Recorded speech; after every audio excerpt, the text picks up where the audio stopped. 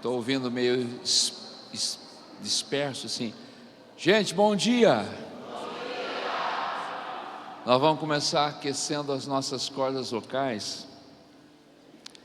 Quero convidá-los a levantar um clamor em favor da Eduarda, a Duda, aquela menininha de 7 anos que teve um acidente, uma queda no toboágua. Então ela desceu, acho que alguns de vocês viram. Eles enroscaram no meio do caminho, são magrinhos.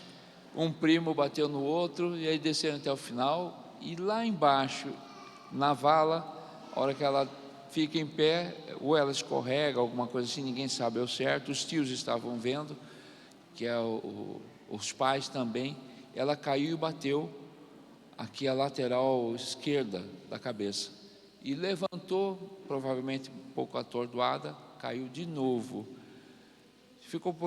Foi medicada, tomou seu banho, foi comer alguma coisa no jantar, ficou aqui, mas até o início da ministração, ela começou a ter muitas dores. Os pais têm convênio, levaram no hospital na cidade de Arujá. Pela madrugada, está aqui o Rodrigo? Não é o Rodrigo. Foram me chamar, orando com os tios, mas eu fui no hospital. A Duda foi transferida para um hospital em São Paulo, onde tem não apenas mais recurso, mas onde pode ser internado criança. Aqui nesse convênio, Hospital Bom, não pode ser internado criança, então por isso a necessidade da transferência. Então, antes de a gente começar o nosso devocional, quero convidá-la a levantar um clamor em favor da Duda e dos pais. O pai é o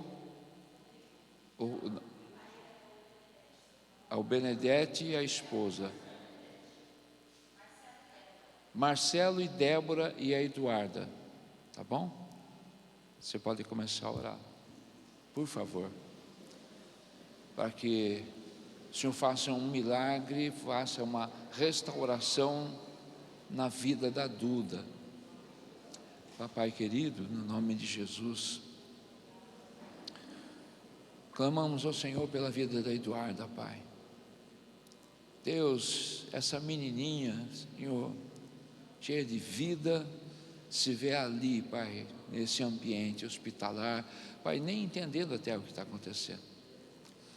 Pai, e os pais dessa garotinha, Pai, traz, Senhor, paz em seus corações e certeza, Pai, certeza que o Senhor está no controle de todas essas coisas. O Senhor está no controle da restauração da vida da Eduarda, Pai.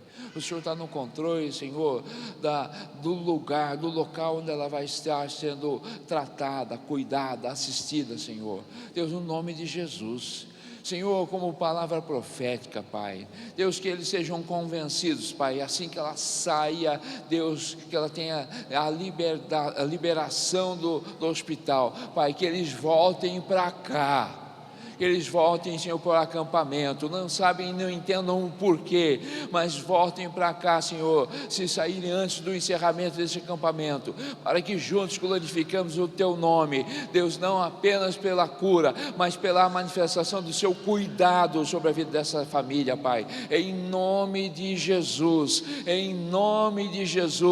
clamamos ao Senhor, Pai, sabendo que o Senhor, por não ter filho prediletos, da mesma forma que agiu na vida dos nossos netos, ó Pai, que sofreram esse trauma também, o Senhor vai, Senhor, com certeza agir na vida da Duda, Pai. Nós oramos clamando por Tua graça, em nome de Jesus, amém. Qual é o programa de hoje? Já vem o candidato? Aí, venha candidato. Esse é o número 1 e não é do Bolsonaro.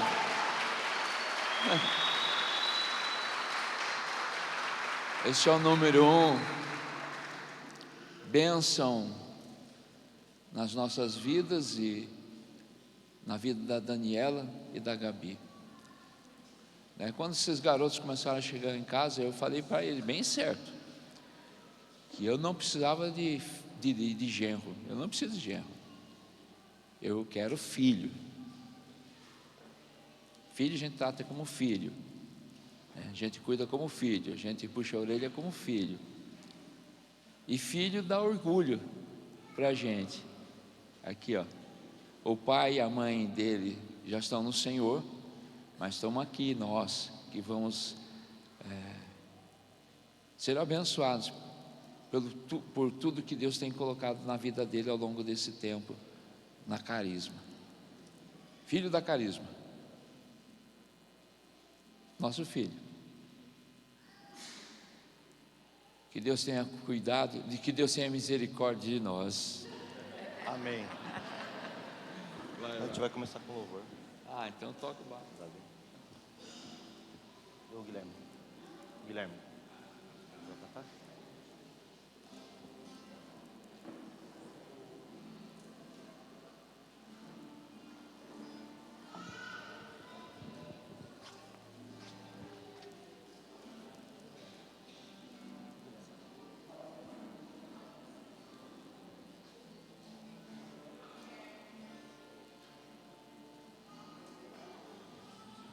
Guilherme, cadê você, meu amigo? Abandonou? Ele estava aqui agora.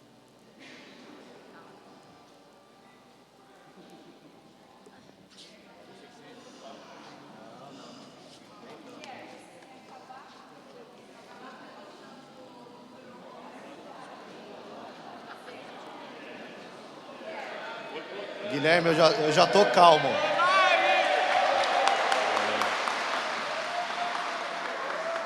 Eu já tô tranquilo. Aí...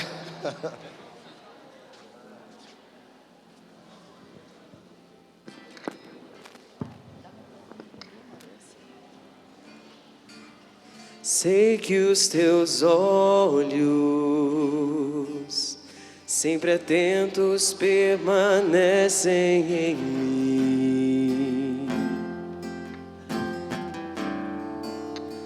E os teus ouvidos estão sensíveis para ouvir meu clamor. Posso até chorar, mas a alegria vem de manhã. És Deus de perto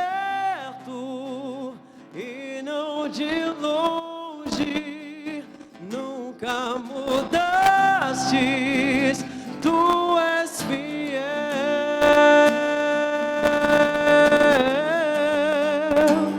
Deus de aliança, Deus de promessas, Deus que não é homem pra mentir.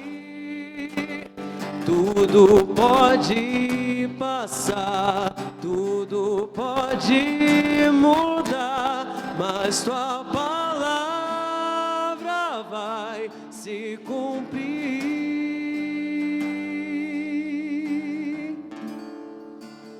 Sei que os teus olhos, sempre atentos, permanecem em mim.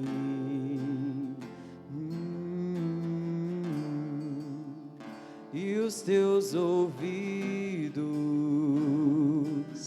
estão sensíveis para ouvir meu clamor. Posso até chorar,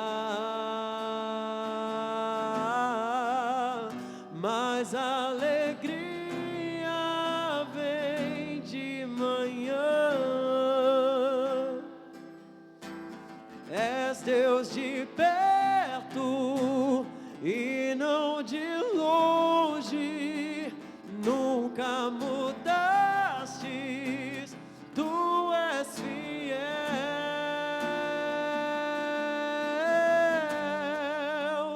Deus de aliança, Deus de promessas, Deus que não é homem pra mentir. Tudo tudo pode passar, tudo pode mudar, mas tua palavra vai se cumprir. Posso enfrentar o que for, eu sei quem luta por mim. Teus planos não podem ser pros fracos. Minha esperança está nas mãos do grande eu sou. Meus olhos vão ver o impossível acontecer.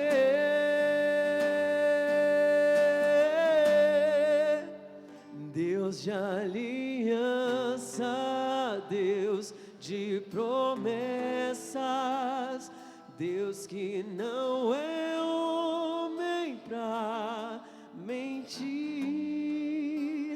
Tudo pode passar, tudo pode mudar, mas tua palavra vai se cumprir.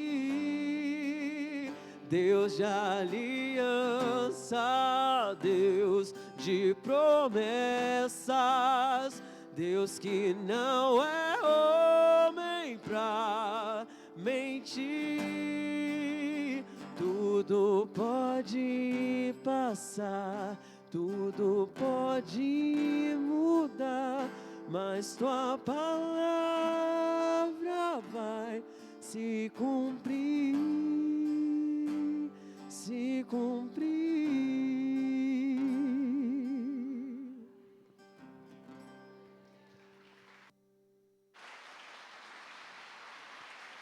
Glória a Deus. Obrigado, meninos. Gente, bom dia. Eu posso às vezes demonstrar um pouco de nervosismo aqui, mas é falta de prática. A palavra do Senhor, ela sempre vai ser eterna, porque Ele é eterno, né? Amém? E que nessa manhã, a luz do Senhor Jesus venha entrar, deixe que ela entre na janela da tua alma agora e faça uma transformação na sua vida. Amém?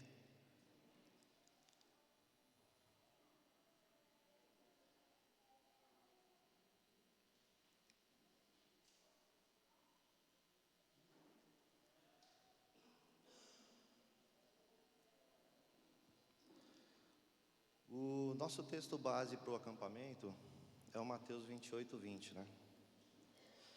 Em que o Senhor diz: eu estou com vocês todos os dias até o fim dos tempos. Aqui no caso o Senhor está dando o ide aos seus discípulos para que eles continuem a sua obra na terra, né? Através de suas vidas eles venham tocar vidas, eles venham levar o reino à frente, né? E essa missão, ela continua viva até hoje, porque pessoas na história, pessoas que foram nossos heróis na fé, Josué, Moisés, entre tantos outros, eles combateram um bom combate, eles fizeram a parte deles, né? E levaram o reino à frente. Numa história mais recente, pessoas como talvez a sua avó, sua mãe, que de joelhos orou tanto para que você estivesse de pé hoje, como a dona Ângela citou, no caso da mãe dela, como a gente conhece a história da avó do Anésio, que foi uma mulher de oração e manteve o reino de pé, e hoje o Anésio colhe os frutos disso, né?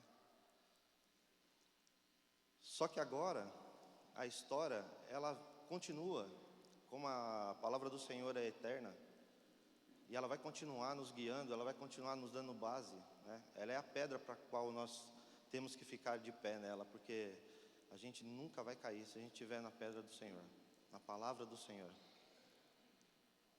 E hoje é a sua vez, né? Hoje é a sua vez de ficar de joelho, marido ficar de joelho para que tua esposa fique de pé, e vice-versa. Os pais de joelho, os filhos sempre de pé. né? E a palavra do Senhor diz que nós temos que ensinar nossos filhos no caminho que eles devem andar, e ainda que for grande, não se desviarão desse caminho.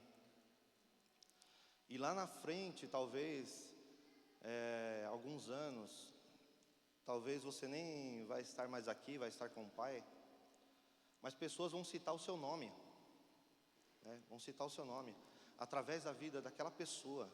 Eu conheci o Senhor Jesus através da vida daquela pessoa. Eu tenho a família que eu tenho hoje, eu tenho a vida que eu tenho hoje. E esses vão ser os frutos da sua vida. Amém?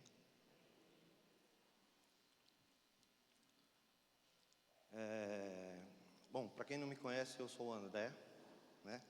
Eu gostaria... Olha lá. As pessoas costumam me chamar de genro do Mário ou marido da Dani. Mas eu também sou conhecido como André. Eu queria falar para vocês um pouquinho sobre a minha história, né? Minha história de vida, de forma bem resumida.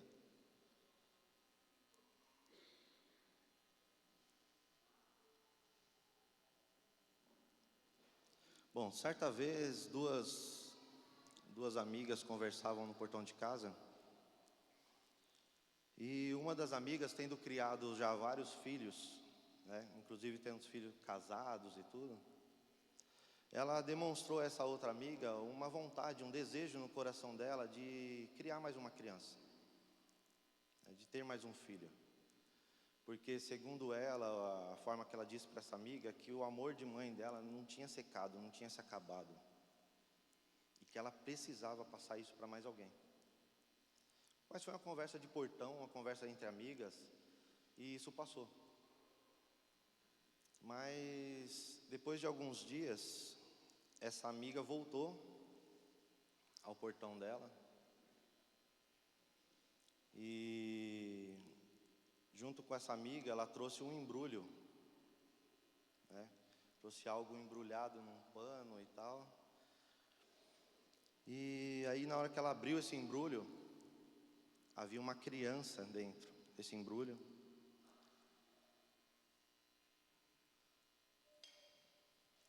Obrigado, meu amor.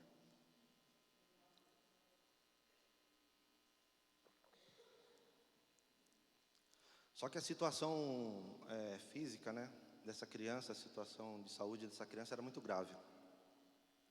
Essa criança estava toda tomada de assaduras, né, ao ponto de você não poder colocar uma fralda na criança. Essa criança, ela veio de uma desnutrição tão severa por conta de que esse bebê nunca havia tomado leite materno. Até então ele tinha sido alimentado só com água e açúcar, né? E dormia num chão de terra batida. Por conta disso, essa criança já veio com bronquite, broncopneumonia e todas as nias da vida, né? Mas essa mãe olhou com o olhar dela de compaixão, de amor que ela ainda tinha, de mãe no coração, e ela resolveu enfrentar essa batalha.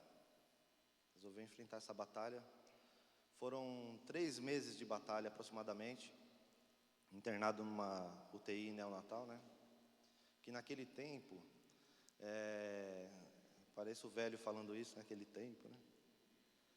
E eu sou velho. Ai, ai. Mas naquele tempo não havia essa acessibilidade a você ter, como eu falo, cartão de saúde e tal, convênio médico, não tinha essas coisas, né? E as pessoas que precisavam desse serviço médico, serviço de saúde, elas tinham que pagar do próprio bolso, né? E não se tratava de uma família abastada, de uma família que tinha muito dinheiro, nada disso. Eles tiveram que tirar das suas economias o dinheiro, arrumar de algum lugar e manter aquela criança internada, na esperança que aquela criança viesse a viver. Porque, segundo os médicos, a chance era muito baixa dessa criança conseguir vingar, né, que nem a gente fala. Era muito baixa. Por conta de muito tempo sem nenhum tipo de nutriente, de nada, né? Mas a fé dessa mulher, embora assim, ela não estava só, mas ao mesmo tempo estava, porque na fé em Deus estava só ela, né? Na época. E na fé dela, ela pediu a Deus para que essa criança não padecesse, mas que ela conseguisse criar essa criança e desse uma vida, uma família para essa criança. Depois de 3 meses internada, a criança melhorou, a saúde dela melhorou, os médicos deram esperança, e essa criança recebeu até um dia, né, que seria o dia da alta dessa criança. Em meio a essa alegria da criança ter alta e tal, aconteceu algo triste no hospital mesmo. A mãe biológica retorna e ela falou: quero meu filho de volta. Quero meu filho de volta. Só que a mãe que estava, né, a fim de adotar a criança, ela já havia pego um amor de mãe na criança, né? Imagine que complicado para ela isso. Ela lutou durante 3 meses. Ela trabalhava durante o dia, à noite ela ia para o hospital. Meu pai trabalhava à noite e de manhã ele ia para o hospital. E eles ficavam revezando durante 3 meses assim. E aí, assim, eu acho que uma amiga que estava com essa mãe biológica, eu acho que ela foi usada por Deus sem saber. Ela chegou até a mãe adotiva, né, a mãe que estava querendo adotar. E ela falou para ela: olha, não devolve a criança não. Esperou ela sair de perto, falou: não devolve a criança não, porque a intenção dela não é ficar com a criança, a intenção dela não é criar, ela não está aqui porque ela ama a criança. Na verdade, ela está aqui porque agora, como a criança já está bem de saúde, agora ela já tem condições de negociar a criança, e a criança já está negociada, já está vendida. Inclusive o casal ele já está a caminho para buscar a criança, já tem até data. Aí a minha mãe, que estava no caso tentando me adotar, para ela aquilo foi uma facada, porque ela não entendia como isso, né? Porque o negócio dela era amor de mãe. Como alguém estava querendo vender, né? Na verdade já tinha vendido, né? E aí ela entrou em desespero, porque, como eu falei para vocês, não era uma família abastada nem nada, e tudo que eles tinham gasto no hospital. E aí a minha mãe chamou ela, falou: olha, eu sei toda a história, sei que você não quer a criança de novo porque você a ama nem nada, a criança está vendida, eu já estou sabendo toda a história. Aí ela falou: pois bem, você sabe da história? Então o valor é X e eu quero esse valor, você tem condições de me pagar? Se você me pagar, você fica com a criança. Minha mãe entrou em desespero, lógico. E aí, conversando com o advogado falou: olha, complicado porque ela é mãe biológica. Foram à frente do juiz, aí teve visita social, tudo para ver onde eu estava, de que forma eu era criado. Na época eu tinha mais 6 ou 7 irmãos que moravam comigo naquele local, né? Irmãos, era uma escadinha. Dentre eles tinha um de 7 anos, que quando minha mãe, a pessoa que me adotou, ela esteve no local, essa criança ficou puxando o vestido dela: tia, me leva junto, porque a situação ali era meio que desesperadora, né? Bom, enfim, depois de uma longa briga judicial e tudo mais, ela, mesmo assim, ela não queria adotar a criança, né? A intenção dela era apenas vender. Então o advogado falou: fala para ela que eu pago, que você paga o valor. A minha mãe desesperada falou assim: eu não tenho como pagar, eu não tenho esse dinheiro. Se eu pudesse, eu pagava. Eu amo essa criança, eu daria tudo por ela. Aí o advogado falou: mas quanto você tem, né? Quanto você consegue arrumar? Olha, eu consigo 10% desse valor. Ele falou: não, tudo bem, arruma 10% desse valor e deixa que eu converso com ela. Ela foi, arrumou esses 10%. A minha mãe biológica, ela entrou, né, em frente ao juiz, assinou que ela estava realmente... hoje já existem outras formas de fazer isso, né? Mas naquela época ela entrou lá na frente do juiz, assinou, ó, realmente estou aqui, estou entregando a criança, não tenho condições, estou doando. Beleza. Quando saiu no corredor do fórum, a primeira coisa que ela perguntou para minha mãe: pronto, já fiz a minha parte, cadê meu dinheiro?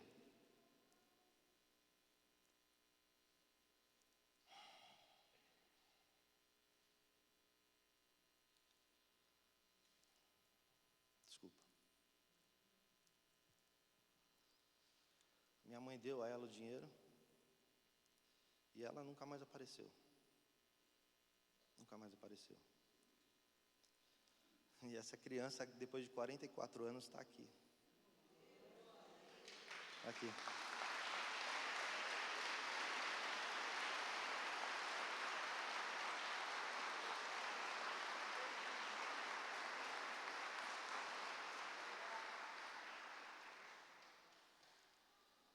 Essa criança está aqui para dizer a vocês que vale a pena servir esse Deus maravilhoso. Ele me deu uma família linda, me deu uma esposa linda, me deu uma filha, me deu um genro, me deu sogro e sogra, que são como pais para mim. A minha mãe me adotou, me doou, me vendeu, mas o Senhor compensou isso me dando pais maravilhosos, né? Pais adotivos que cuidaram de mim, que o meu pai faleceu em 2005, meu pai adotivo, a minha mãe em 2007. Mas o Senhor nunca me deixou só. Ele nunca me abandonou. Ele me deu uma família. Olha quantos irmãos Ele me deu, né? Irmãos que eu amo, que a gente anda junto, caminha junto, em direção ao Senhor, né? E a minha história foi essa de abandono, de venda. Mas talvez a sua história não seja, né, de abandono. Talvez no decorrer da sua caminhada, até mesmo antes de você conhecer a Cristo, você se abandonou. Você meio que desistiu de você, não é? E eu estou aqui para dizer a você: não desista, não desista.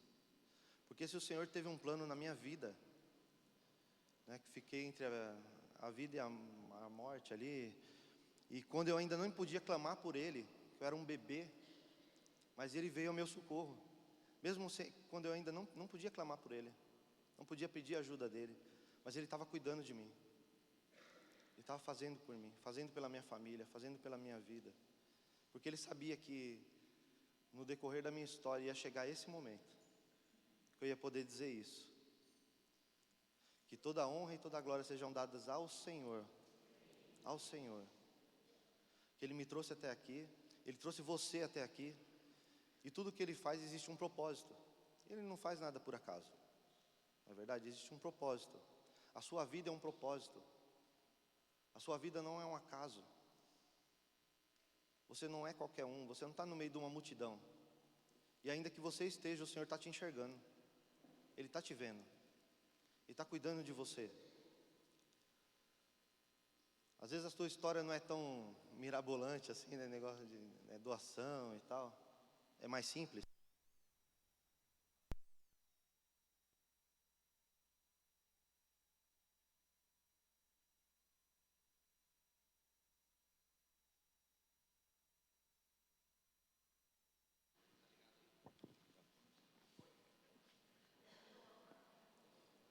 Voltou? Obrigado, tio. Mas como meu sogro sempre fala, né, que ele sempre ouviu que a dor que mais dói é a nossa, né? E de repente a sua dor aos olhos dos outros pode ser pequena, né? A pessoa pode olhar e falar: meu, sério, mano, a pessoa está sofrendo por isso, mas para você não é pequeno, para você é um gigante na tua vida. É um gigante na tua vida. E eu creio que o Senhor vai fazer de você como fez com Davi. E Ele vai fazer você derrubar esse gigante na tua vida. Amém? Mesmo que, como aconteceu com Davi, muitos não acreditavam, né? Aquele menino mirradinho derrubaria um gigante.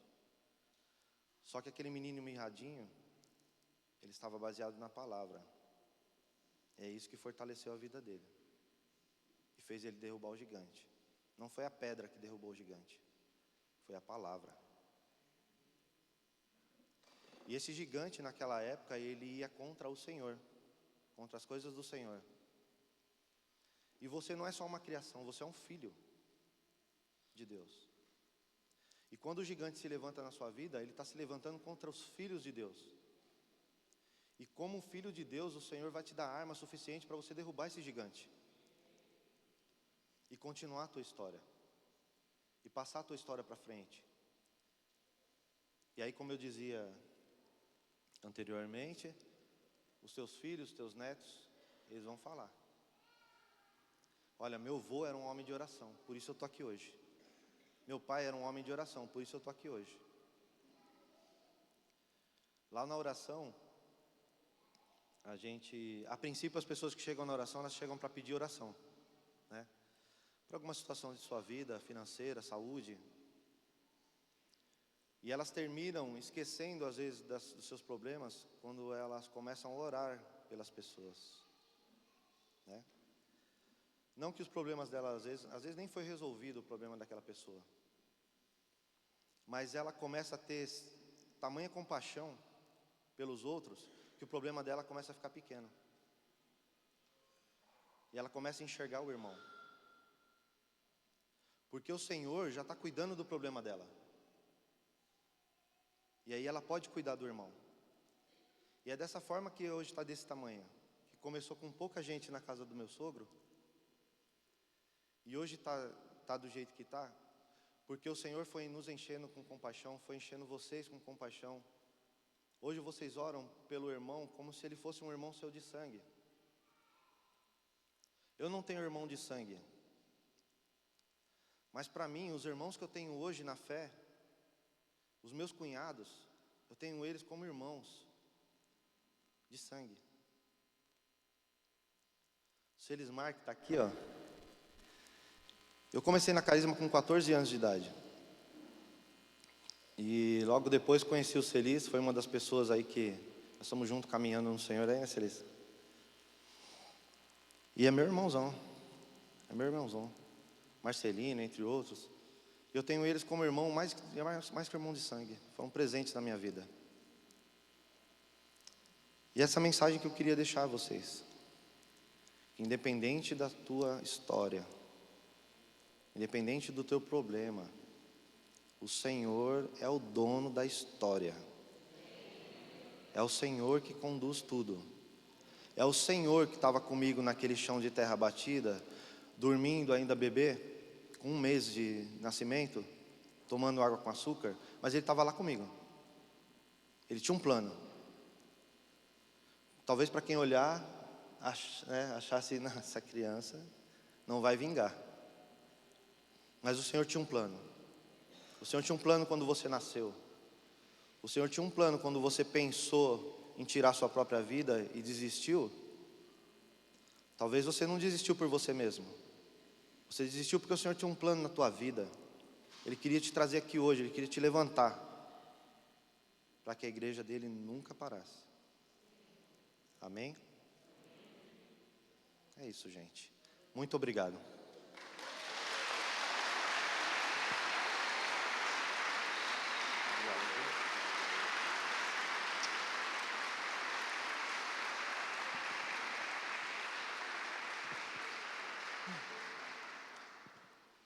Eu sei que cada um vai tirar uma conclusão dessa nosso primeiro devocional. E eu já tirei a minha. Deus cuida dos improváveis. Deus cuida dos improváveis. Deus levanta aqueles que a si mesmos se abandonaram, que pensam em desistir, que acabam achando dificuldade na vida. Você está achando a coisa certa. A vida é cheia de dificuldade. Mas quem envia, providencia. O Senhor tem te chamado, o Senhor tem te resgatado, o Senhor te trouxe até aqui. Muitos, não poucos, muitos venceram batalhas terríveis para estarem hoje aqui. Então, desfrute de tudo que o Senhor tem nos colocado no cardápio. Pensa, o Senhor colocou na nossa frente um cardápio. Você pode abrir esse cardápio e escolher o que você quer que Ele te sirva, que o Senhor está nos servindo nesses dias, né? Está nos servindo com boas músicas para nos encher o coração de inspiração. O Senhor está nos servindo com palavras que edificam as nossas vidas, que no mínimo fazem nos refletir. Puxa, eu estou reclamando por isso aqui?